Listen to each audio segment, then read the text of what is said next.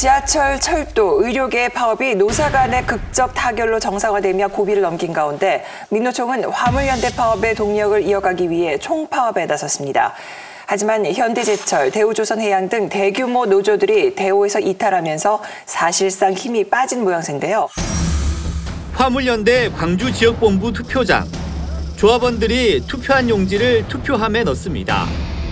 결과는 파업 종료 찬성이 61.8%, 반대표는 37.5%에 그쳤습니다. 조합원들은 바로 해단식을 갖고 현장 복귀에 들어갔습니다. 정부는 그동안 이어졌던 거짓 프레임과 막말로 상처 입은 화물 노동자들을 포용하고 투표율은 13%대에 그쳤고 부산 등 일부 지역은 아예 투표 없이 해산했습니다. 파업은 일단락됐지만 갈등의 불씨는 여전합니다. 화물연대 측은 안전운임제 3년 연장과 적용 품목 확대도 계속 논의하자는 입장이지만 정부는 안전운임제 효과 등을 아예 원점에서 재검토한다는 방침입니다. 원희룡 국토부 장관은 화물연대 파업으로 당정의 안전운임제 3년 연장한 제안도 이미 무효라고 선을 그었습니다. 계산도 할 수 없는 이런 손해와 나라의 이 마비를 가져오는 이런 관행은 반복돼서는 안 되겠습니다. 이번 파업으로 4분기 성장률 하락까지 우려되는 상황. 피해액만 3조 5천억 원으로 추산되는 이번 파업은 물류뿐 아니라 우리 경제 전체를 핥히고 끝났습니다. 자, 현 파업 사태 어떻게들 진단하실까요? 일단 저는 화물연대에 대해서는 용어부터 좀 정리를 해야 된다고 생각해요. 화물연대는 파업이 아닙니다. 왜냐하면 이분들은 자기 자본을 상당 정도 가지고 진입한 사장님들이에요. 어떤 의미에서는 개인 사업자입니다. 그러니까 우리 동네에 있는 편의점 사장님들하고 굉장히 비슷한 위치입니다. 우리가 저 분식집 사장님 소득이 너무 낮아서 떡볶이 가격을 통제하자는 얘기를 안 하잖아요.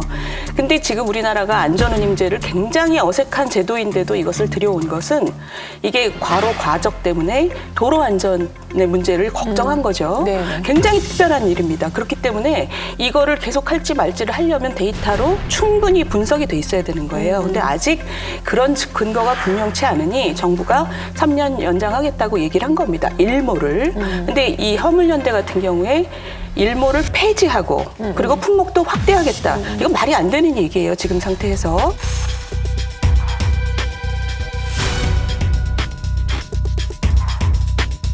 그런데 이런 어처구니 없는 요구를 하는 것 자체가 이 1년의 민노총 파업 중에 이게 일부이기 때문입니다. 이게 뭐냐면 정부가 바뀌었으니 정부 길들이기. 이런 차원에서 지금 이걸 1년의 동계 파업을 지금 계획을 하고 있는 거고 그걸 보는 국민들의 마음이 정부 길들이기용 1년의 연쇄 파업을 인내심을 갖고 보지 않으시는 것 같아요. 그래서 저는 경제가 이렇게 어려운데 지금 이렇게 정치적인 이슈를 가지고 연쇄 파업, 총파업 이런 얘기를 하는 게 맞아? 라는 국민들의 그 감정이 지금 좀 표출이 되고 있고 그게 지금 파업에 영향을 주고 있다고 생각합니다. 파업의 동력이 아주 높게 올라가지 않는 게 그런 이유 같아요. 제가 한 말씀 드리면은 기본적으로 노조가 약하고 사용자는 강하다는 그런 전제하에서 시작하는데 사실은 우리나라에서는 노조가 지금 제일 강자입니다.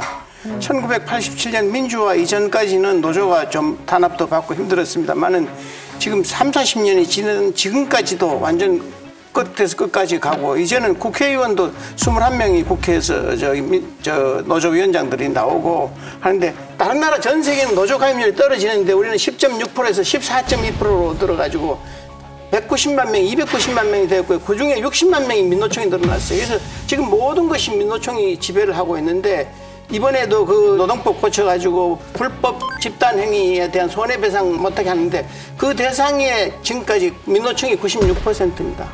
그다음에 안전운임제라 그러는데 이 안전운임제 대상이 되는 컨테이너하고 시멘트 사고율이 다른 데보다 8%가 더 높아요. 그러니까 이름만 안전운임제지 국민을 현혹하는 겁니다. 이걸 안 고치면 우리나라는 미래가 없습니다. 그 화물연대가 계속 파업을 하는데 그 동력이 떨어지고 있고 그다음에 민노총도 총파업에 돌입했지만 110만 명 중에서 뭐 2% 정도가 참여했을 뿐이다. 2만 명 정도가 참여했다는 게 이제 언론 보도예요. 전 세계에서 가장 강한 노조 중에 하나인데 왜 이런 일이 벌어지고 있느냐. 제가 보기에는 국민들의 마음을 얻지 못해서 그렇습니다. 이 사실 지금 전 세계적인 경제 위기가 몰아닥치고 있고 대한민국 기업들, 셀러리맨들, 자영업자들 어느 누구 하나 어렵지 않은 사람이 없어요. 그런데 안전운임제 특별하게 그런 것들을 좀 보장을 해준 거예요. 어려우니까. 그런데 이것을 3년 일몰이 다 끝나가니까 3년을 더 보장해 주겠다고 했는데 그럼에도 불구하고 전 분야로 안전운임제를 확대를 해라. 그리고 이것을 영구화해라. 이런 주장을 하고 있는 거 아니에요. 아니 전 국민들은 다 힘들어서 허리띠 졸라매고 있는데 본인들은 난 그런 거 안 한 것도 없고 우리 거만 챙길래 라고 얘기하면 이것이 과연 국민들에게 설득력이 있겠습니까? 설득력이 없어서 안 되는 거고요. 그냥 민주노총이 파업을 할 때마다 내세우는 구호를 보세요. 아니 민주노총 파업을 하는데 한미동맹 해체가 왜 나옵니까? 대북 적대정책 폐지하라. 민족 자주국가를 건설하자. 내장 간섭 중단하라. 대북 제재 중단하라.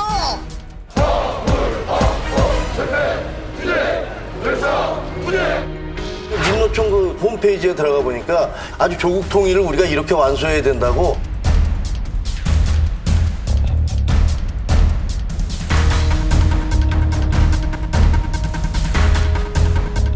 이게 도대체 정치 집단인지 노조 집단인지 알 수가 없어요.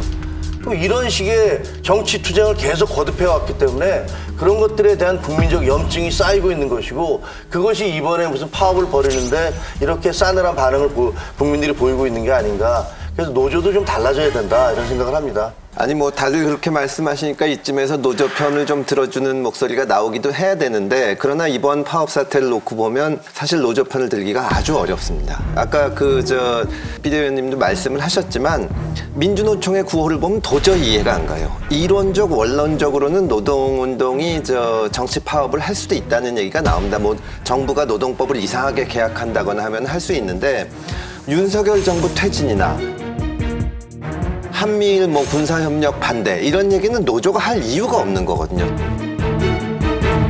정말 그런 면에서 지금 민주노총이 국민들의 어떤 그 신뢰나 그런 것을 다 마음을 잃은 것은 명확한 것 같고요.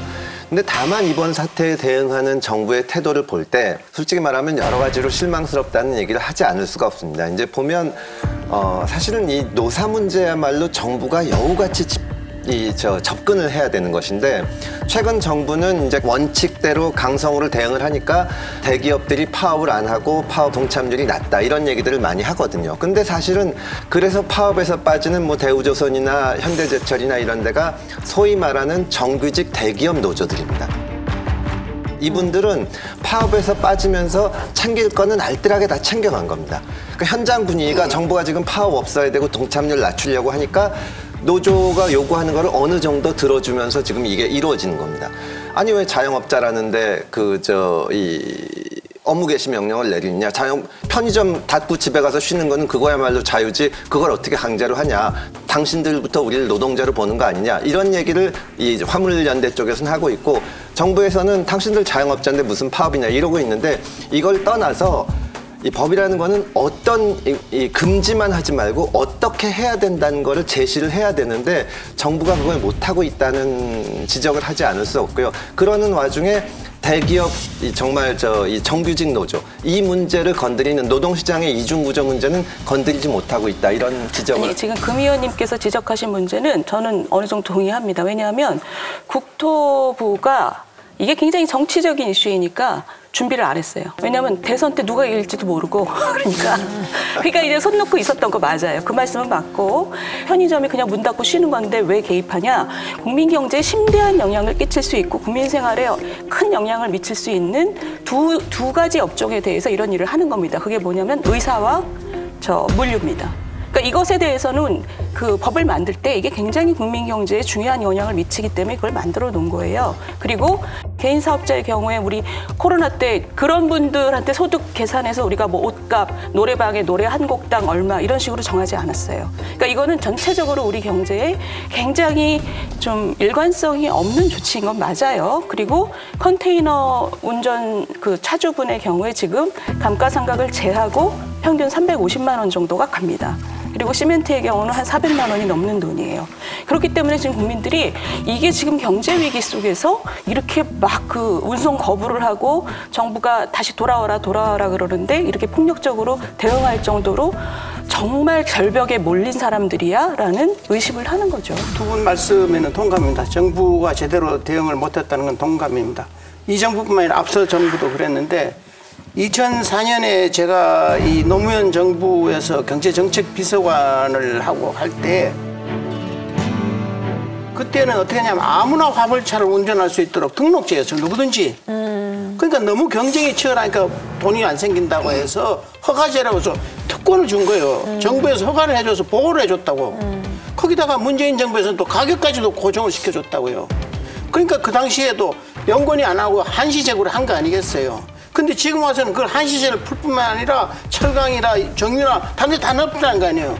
그럼 세상의 모든 사람들이 내 임금 보고해달라고 다 주장할 거 아니겠어요. 그러면 그 나라는 결국 망하는 건단 말이죠. 거기다가 노조가 정치 행위를 하겠다고 하면은 정경련하고 경청도 정치 행위를 하게 해줘야 됩니다. 그래야 대등한 것이지. 그래서 노조에서 정치 행위하기 위해서 만든 것은 노동당이라든지 또 뭐 이렇게 사회민주당이라든지 이렇게 당이 있으니까 거기서 정치를 해야지. 노조에서 왜 주한미군 철수를 얘기를 합니까? 그건 전혀 맞지 않는 얘기고, 제가 경제학 처음 배울 때 60년대는 미국에서 누가 제일 힘이 세냐고 뉴욕 타임즈나 뉴스웨이에 보면 나오는데 AFL-CIO의 조지 미니가 최고였어요. 일본도 누가 제일 무서웠냐면 슌토라 그래서 60년대, 70년대까지는 일본도 노조가 셌어요. 우리는 지금 40년 동안 지금 이러고 있으니까 발전을 못하고 노조 이거 문제를 해결 안 하면 우리는 후진국으로 꺼질 거다. 그런 얘기를 꼭 하고 싶습니다.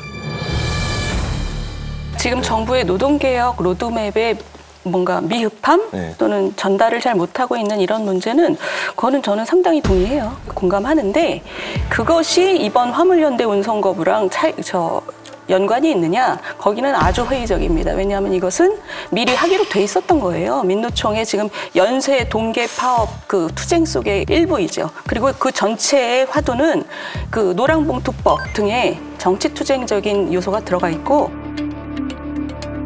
그거보다 더 크게는 노동개혁 자꾸 떠드는데 이 정부의 길을 꺾어놓겠다 이런 게 들어가 있는 거예요. 그래서 지금 정부가 노동개혁 관련해서 로드맵을 제시하지 못하는 건 그거대로 열심히 해야 되는 문제고, 이 화물연대 운송거부 문제는 또 그거대로 저는 좀 다른 문제라고. 윤희숙 의원님 말씀하신 것 중에 사실은 무슨 그 노래방도 한때 굉장히 많이 생겨가지고 경쟁이 심해져서 다 망한 적이 있거든요. 그때 무슨 정부가 나서서 이걸 해주진 않았습니다. 그러니까 얘기를 듣다 보면 정말로 노동운동 쪽에 있는 사람들, 진보 쪽 인사들조차도 지금 화물이 제일 어려운 거는 아니다.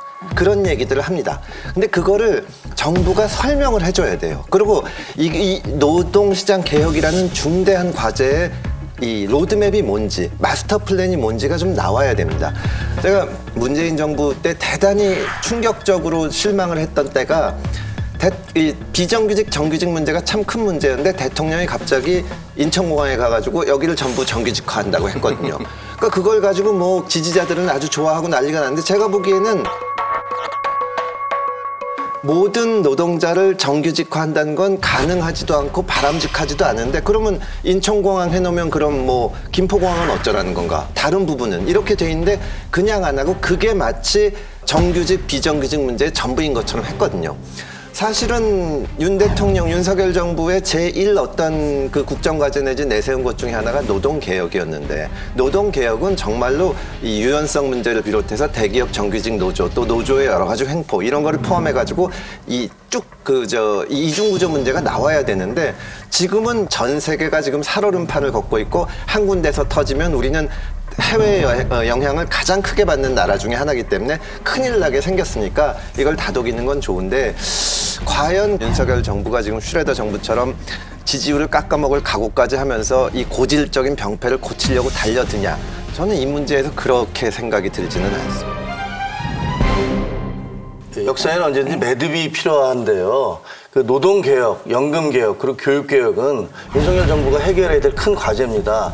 근데 노동개혁이라는 것들이 김대중 대통령 그 1997년도에 집권을 하고 난 다음에 대기업이라든가 금융이라든가 이런 부분들은 다 개혁을 했지만 노동개혁 하지 못했어요. 그런데 전 세계 어느 국가든 노조를 중심으로 움직이는 국가가 제대로 된 국가가 하나도 없어요. 남미도 다 그러다 망했고, 그리고 결국 사회주의는 뭐 말할 것도 없고요. 1980년에 영국의 마거릿 대처가 그 의회에서 연설을 해요. 연설을 하면서 The lady is not for turning. 그러니까 레이디는 돌아서지 않을 거야.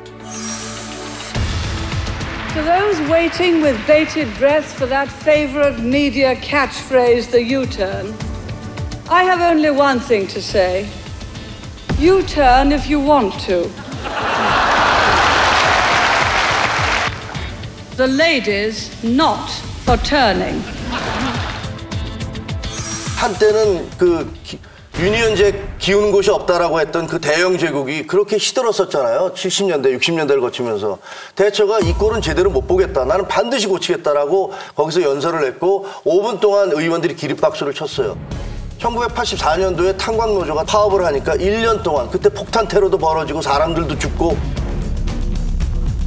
했지만 1년 동안 버텨냈고 결국은 그것이 노사관계가 제대로 정립되는 그런 국가를 만들어서 지금의 영국, 강한 영국을 만들어낸 거거든요. 그래서 저는 더 이상 이것을 묵과할 수가 없다. 그리고 어디선가는 매듭을 지어야 되는데 지금이 그 시기다.